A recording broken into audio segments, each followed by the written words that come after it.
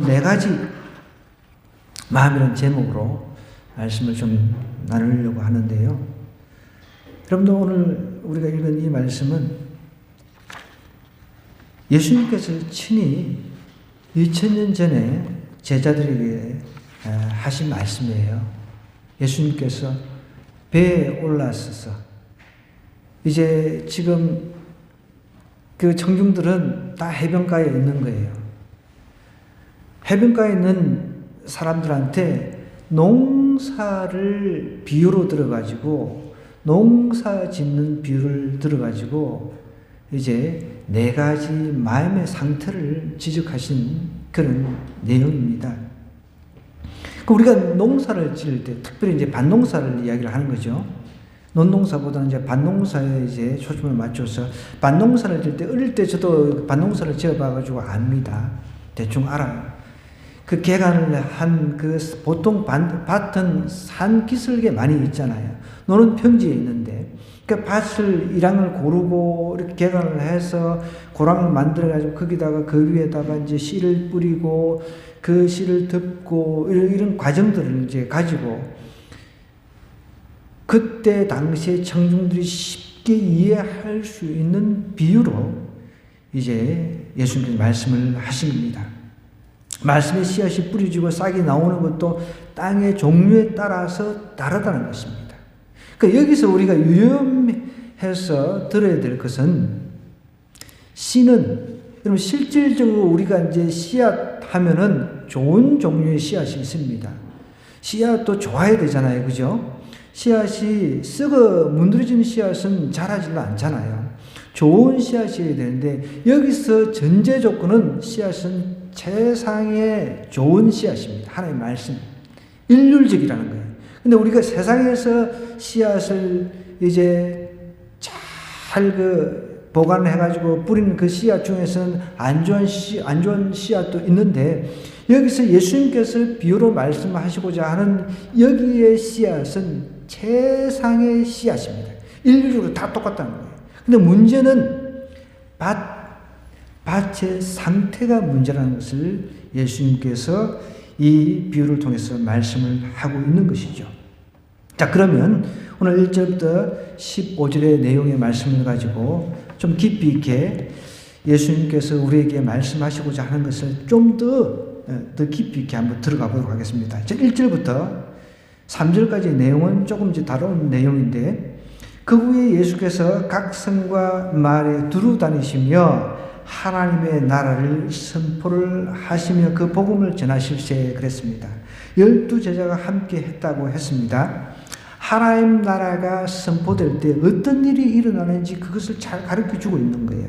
하나님 나라가 선포가 되니까 하나님 나라가 가슴에 임하니까 마음에 임하니까 놀라운 역사가 일어난다는 거예요. 귀신이 떠나가는 역사, 병고침의 역사가 일어난다는 거예요. 오늘 우리도 이런 하나님 나라를 우리 마음속에 경험을 해야 된다는 거예요. 하나님 나라를 경험을 하지 못하니까 교회를 나오다 하나님 나라를 경험을 하지 못하니까 아무 변화가 일어나지 않는 거예요. 여러분 하나님의 나라, 그 하나님의 복음의 씨, 이 복음의 씨가 가슴에 떨어지면 반드시 변화가 일어나야 돼요. 믿으시기 바랍니다. 아직도 일어나지 않는다 그러면 아직도 하나님 나라가 나에게 임해진 게 아니에요. 하나님의 나라의 이 복음의 씨앗이 떨어지면 이것이 씨앗은 자꾸 자라잖아요. 조그마한 씨가 점점점 자라게 되어 있다는 거예요. 그래도 다행인 것은요, 여러분, 교회에 빠지지 않고 나오시는 분들은 10년, 20년 더디게 느껴질지라도 잘한다는 거예요. 저도 오늘 좀 놀랐어요. 왜? 기쁘기도 하고.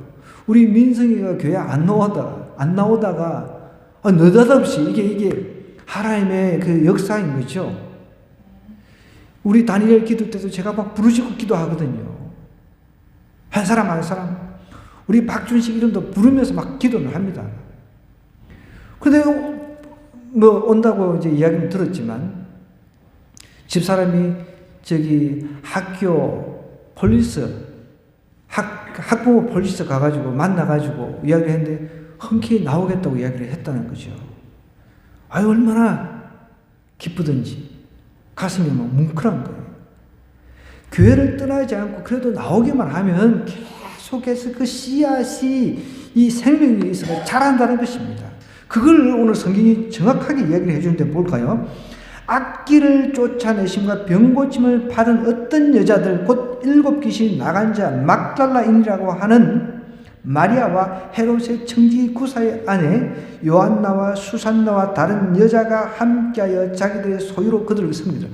이 사람, 이 여자들이 나오죠. 성경에 여자들이 참 많이 나오는데 이 여자들이 이미 예수님을 통해서 질병 치유를 받았고 그뿐만 아니라 악기, 귀신 들린 사람들이 이 악기를 예수님께 쫓아내 주신 그 다 하나님을 통해 예수님을 통해 경험을 한 사람들이에요.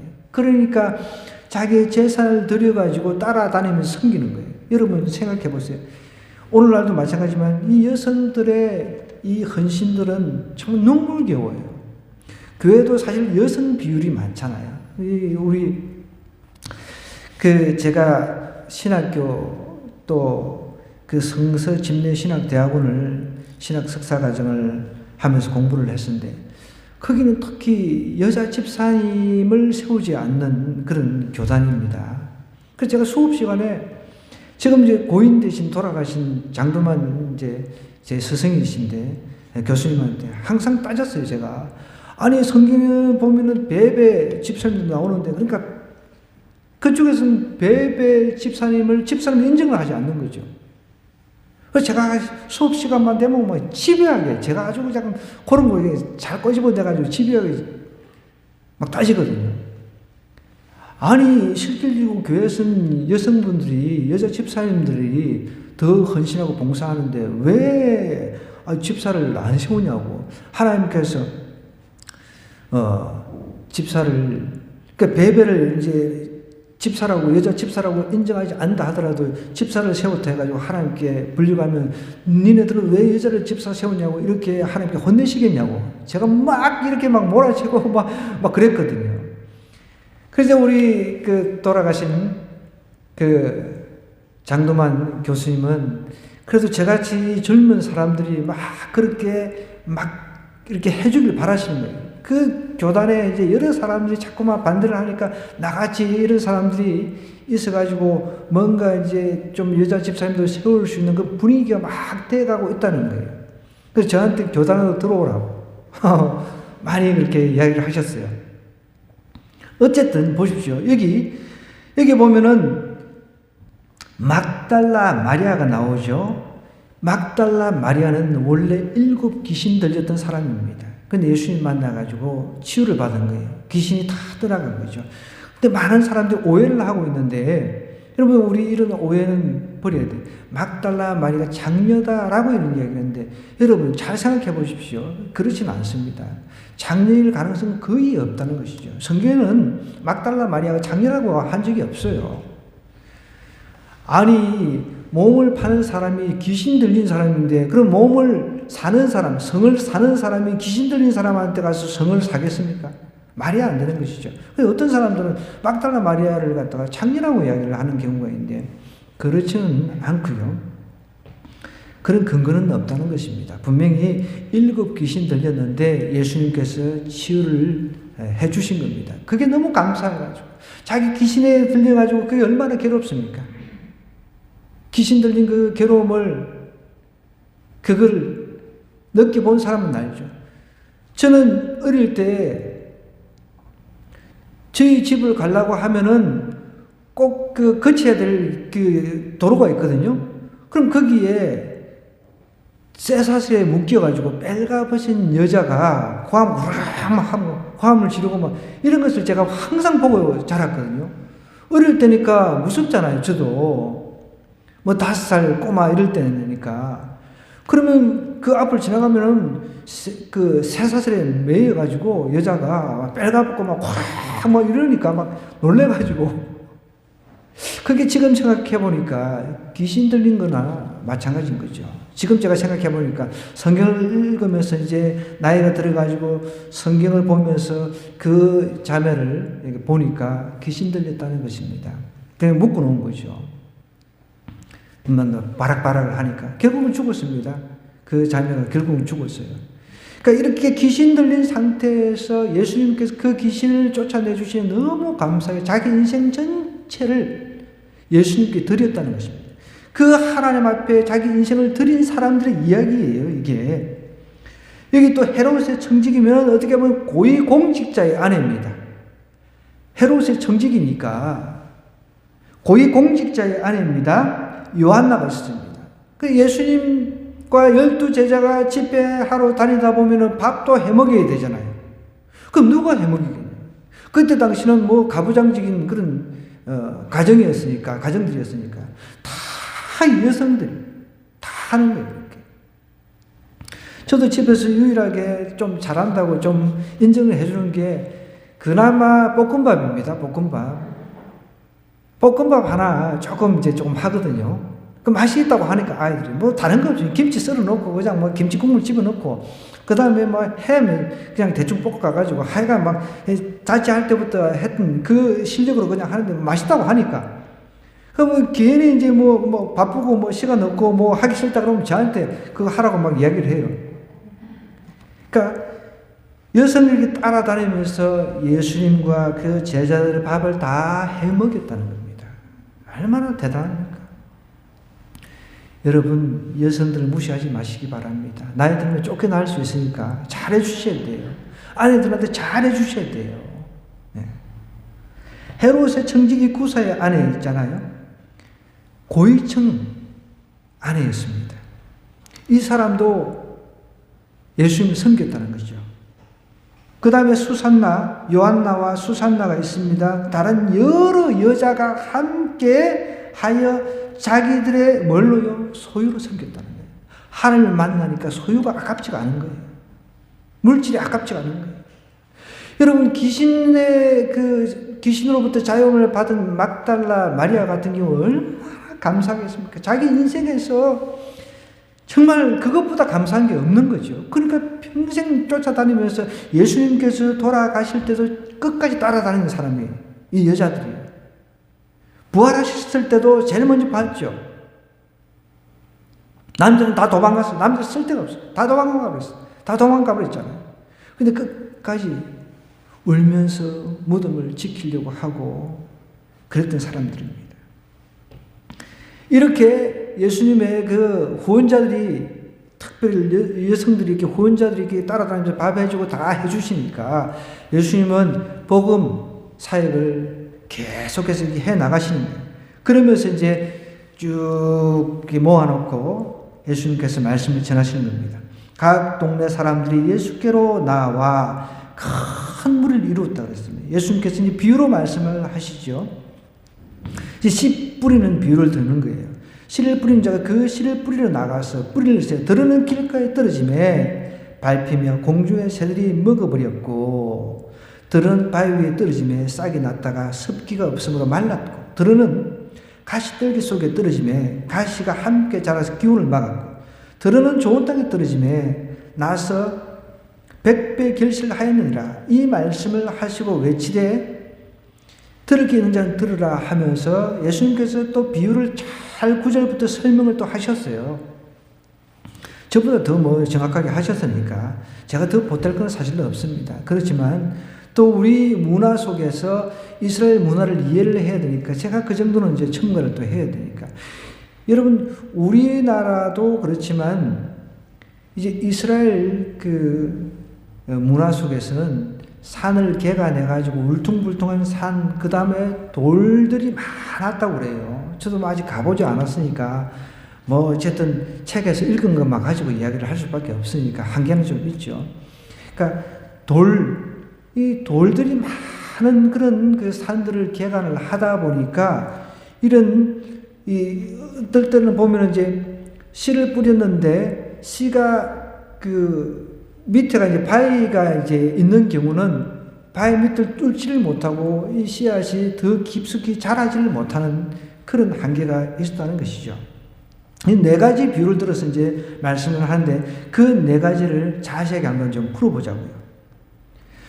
5절부터 가면 씨를 뿌리는 자가 그 씨를 뿌리러 나가서 뿌릴새 들으는 길가에 떨어졌다 그랬어요. 자, 고랑을 만듭니다. 고랑을 만들어가지고 고랑이라고 하는 것은 약간 높은 걸 말하는 거지. 고랑이 있고 이제 둑을 만들잖아요. 그럼 그 둑 위에다가 이제 씨를 뿌리는데 이제 비늘도 덮기도 하고, 제가 기억하는 그겁니다만 비닐도 덮고 그 씨도 심기도 하고 뭐 이렇게 했었어요. 그러면 이제 꼭 고랑이라고 하는 게 있잖아요. 물이 이제 다닐 수 있는 고랑, 사람도 다닐 수 있는 고랑, 그 고랑에 씨가 떨어진 걸 말하는 거예요. 이해가 되죠? 고랑에 떨어지면 어떻게 해요? 사람이 다니면서 밟을 수도 있고, 또 새가 와서 그냥 공중의 새들이 이제 먹어버릴 수도 있고, 그 씨를 제가 기억하는 그 밭농사는 그랬거든요. 비닐 같은 걸 덮어가지고 씨를 먹지를 못하도록. 요 이제 두덕이, 우리 노집사님 맞나요? 그죠? 네. 노집사님 뭐, 지금 우리 중에서 제일 부자입니다. 땅이 제일 많은 분이에요. 농사도 아시니까. 그 이렇게 이제 씨를 갖다가 그 보호하기 위해서 비닐 같은 걸 덮더라고요. 그 비닐을 이제 덮으니까 거기는 씨를 보존할 수가 있잖아요. 근데 고랑에 떨어진 씨는 어떻게 해요? 새가 와서 먹어버릴 수도 있고, 사람들이 이제 계속 고랑을 다니니까 밟혀서 죽어버린다는 거예요. 그러니까 이 씨가 결국은 어떻게 결실을 맺지 못한다는 겁니다. 이 세 가지 마음밭은 결실을 맺지 못한다는 거예요. 이게 핵심입니다. 6절에 볼까요? 들어는 바위 위에 떨어집니다. 바위가 있어도 그 위쪽에는 흙이 있으니까, 자세히 잘 모르니까 이제 어느 정도 흙이 덮여 있으니까 흙 위에 씨앗이 떨어집니다. 그렇지만 밑으로 더 이상 내려갈 수가 없으니까 말라버리는 거예요. 바위 위에 떨어지면 싹이 났다가 습기가 없기 때문에 말라 죽어버리는 거예요. 두 번째도 동일합니다. 두 번째 마음밭도 이것이 결실을 맺지 못하는 거예요. 결실. 중요한 건 그거예요. 이 씨앗이 떨어져가지고 결실을 맺어가 씨앗은 반드시 여러 몇 배를 맺게 돼 있어요. 열매로, 결실로. 근데 이 씨앗이 떨어지고 죽어버리면은 열매가 없잖아요. 첫 번째 마음밭도 그렇습니다. 길가에 떨어진 이 마음밭도 밟혀가지고 새들이 와서 먹어버렸고 결실이 없죠. 자, 두 번째 마음밭도 마찬가지입니다. 들어는 바위 위에 떨어지는데 싹이 살짝 났다가 습기가 없으므로 말라 죽어버린 거예요. 이 세 번째, 들은 가시떨기 속에 이제 떨어집니다. 가시가 함께 자라서 기온을 막아버렸다는 겁니다. 자, 세 번째. 근데 우리는 이 세 번째에 좀 집중을 좀 해야 돼요. 우리의 마음밭이 세 번째일 가능성이 굉장히 높거든요. 우리 지금 교회를 나오시는 분들의 마음밭은 세 번째일 가능성이 거의 높다는 거예요. 자, 씨앗하고 원래는 이 가시떨기가 같이 가시덤불 같은 게 같이 자랍니다. 이 잡초가 굉장히 생명이 강해요. 저도 그 논밭 일을 해봐서 알지만, 논대로 그 잡초 제거하는 데가 투입돼가지고, 어릴 때부터 막 일을 했거든요. 이제 밭에 가서는, 이 밭에는 가시떨기 같은 이런 것들이 같이 자라는 거예요. 같이. 씨앗하고. 근데 요 놈들이 더 빨리 자랍니다. 씨앗보다 더 빨리 자라가지고 햇빛을 가려버리는 거예요. 그러니까 우리 마음밭이 대다수 이런 경우가 많다는 거예요. 하나님의 마음을 받아가지고 좋은 마음밭으로 이 씨앗이 잘 자라가지고 가시떨기 같은 이런 것들, 잡초 같은 이런 것들 제거가 돼야 되는데 제거가 안 되니까 요게 무성하게 자라가지고 이 씨앗이 자라도록 내버려 두질 않는 거예요. 그러니까 10년, 20년 신앙생활을 했음에도 불구하고 자라지를 못한다는 거예요. 바로 거기에 있습니다. 그럼 우리가 어떻게 해야 되냐는 거예요. 이 잡초 제거를 해야 돼요. 잡초를. 가시떨기 같은 이런 것들이 우리가 씨앗이 자라서 우리 마음속에 하나님의 말씀을 받아가지고 자라도록 내버려 두지 못하고 막아버린 이것을 제거하기 위해서 우리 안에 있는 이런 잡초 같은 걸 제거를 해야 된다는 것을 성경 말씀을 통해서 예수님께서 지금 말씀을 하는 거예요. 가시떨기 속에 떨어졌다는 거예요. 가시떨기 속에. 가시가 함께 자라가지고 기운을 확 막아버린 거예요. 못 자라게.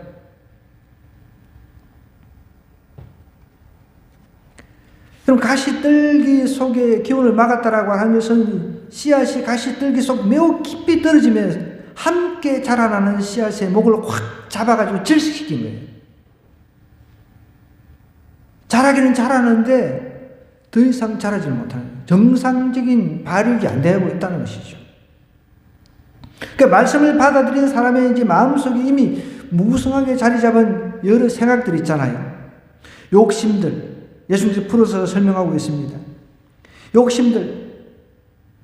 그 사람을 끊임없이 죄어가지고 결국은 그것들로 인해서 말씀이 이제 결실을 못하게 하는 거예요. 이 세 가지 마음밭의 그 결론은 항상 결실을 못한다는 거예요. 구원을 향해서 달려가야 돼. 구원의 결실을 맺지 못한다는 것입니다. 구원을 어떻게 보면 얻지 못한다는 그런 결론일 수도 있는 거죠.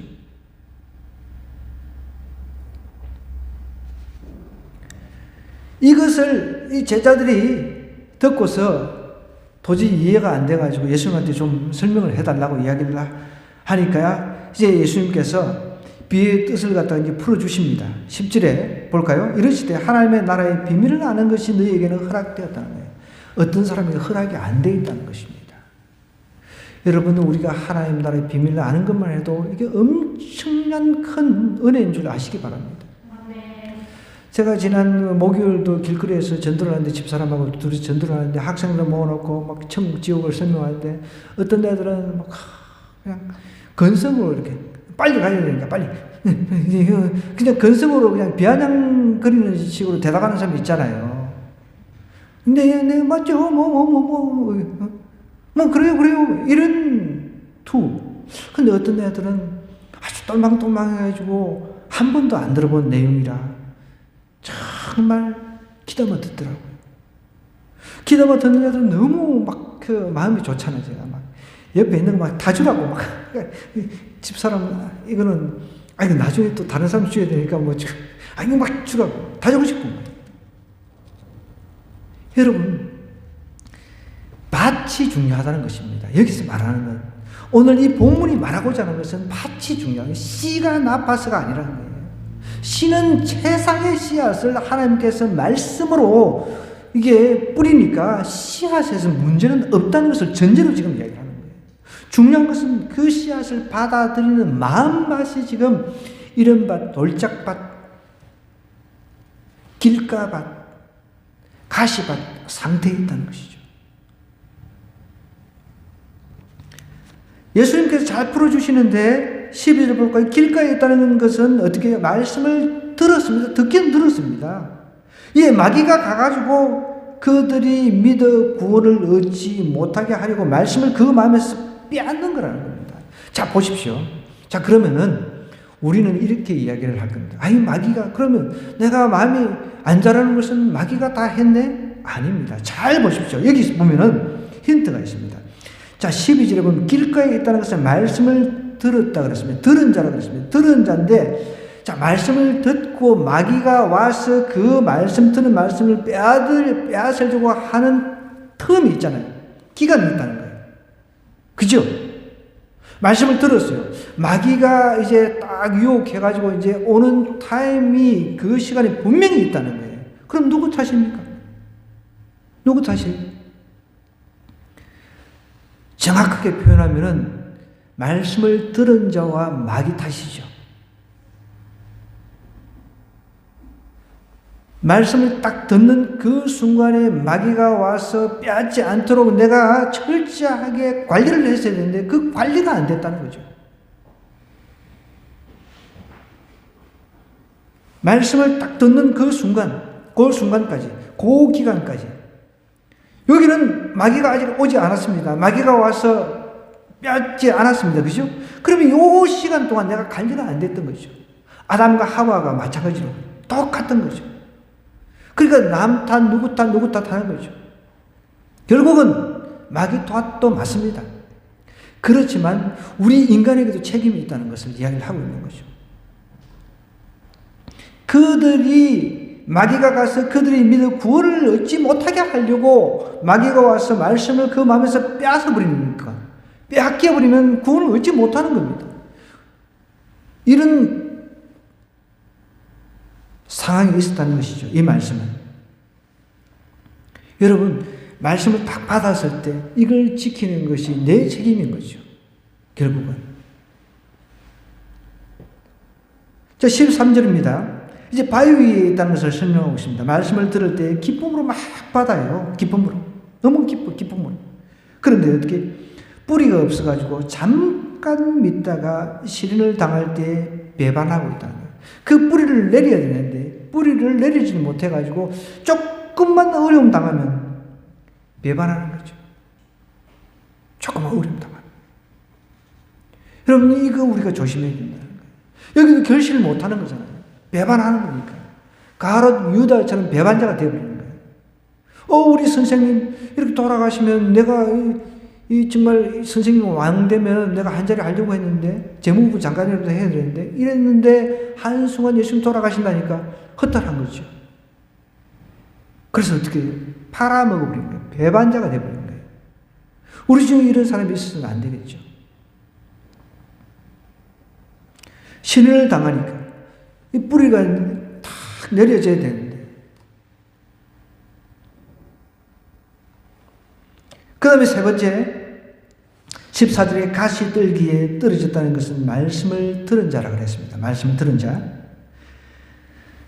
말씀을 똑같이 다 들은 사람이란 말이에요. 그런데 진행 중에 이 세상에 살아가면 염려가 얼마나 많이 있습니까? 염려 때문에, 또 물질 때문에, 재물 때문에, 먹고 사는 향락 때문에 기운이 탁 막혀가지고 가시 덤불, 가시 잡초 같은 그런 것들이 기운을 막아버렸다는, 자라지 못하도록. 씨앗이 햇빛도 받고 비도 받고 이렇게 자라야 되는데 자라지 못하도록 막아버리니까 그거를 갖다가 잡초 제거하는 작업을 안 해줬단 말이에요.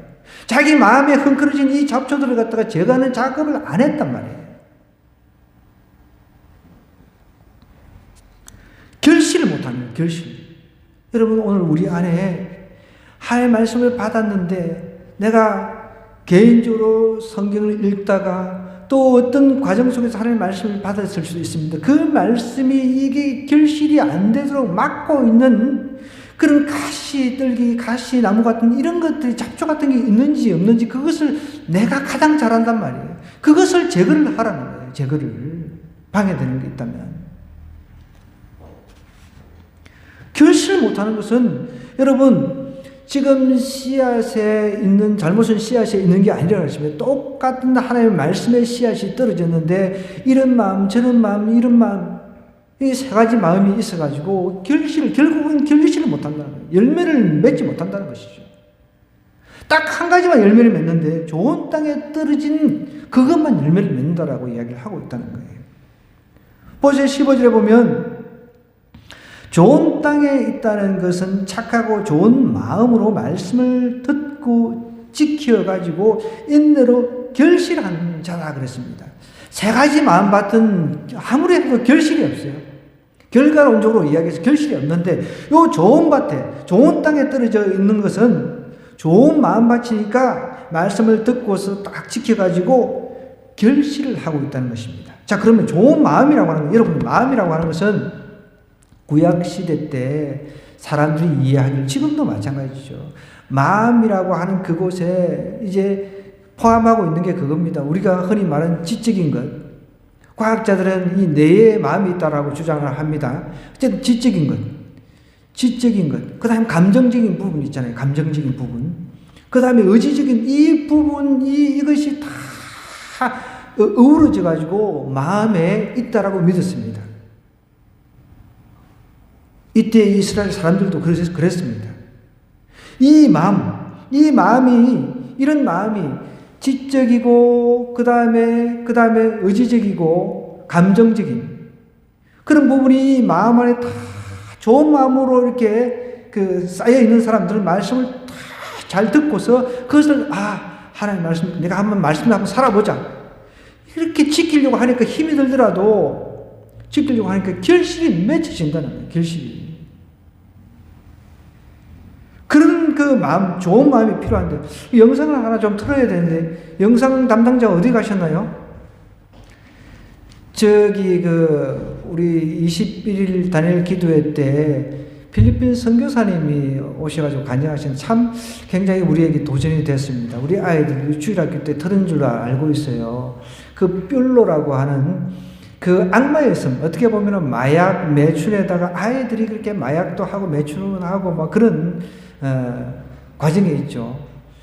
그런데 그 선교사님 들어가서 하나님의 그 복음의 씨앗을, 구원의 씨앗을 터뜨렸단 말이에요. 터뜨린데 그 씨앗이 자라가지고 어릴 때부터, 물론 그 어린 아이들 중에 막 죽 한 그릇에도 감사하고 그런 것도 있지만은 너무 간절한 마음으로 하나님의 말씀을 받으려고 하는 그게 너무 도전이 됐습니다. 아이들이 선교사님이 우리 보통 1시간 정도 지루해야 하는데 1시간도 이거 부족하다고 말씀 더 듣기를 원한다고 3시간 이상씩 예배를 드렸다잖아요. 잠깐만 한번 볼까요? 예. 준비됐습니다. 예.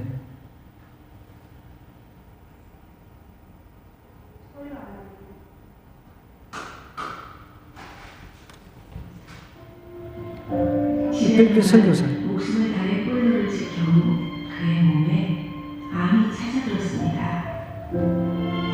화면을 좀 크게 좀 해주세요. 고통스러운 항암수를 견뎌내며 그가 꼭 살아야 했던 이유, 바로 뿔로의 아이들입니다.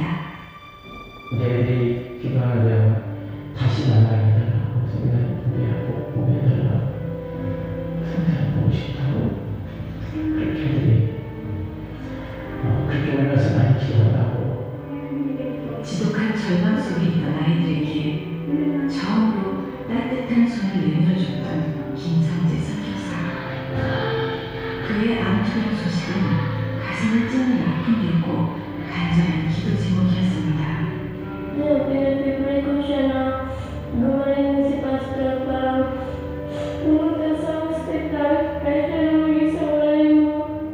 Anak niya, kasi dapat nandun lang ang mga anak niya para i-guide siya. 그렇게 아이들의 기도로 기적이 일어났습니다.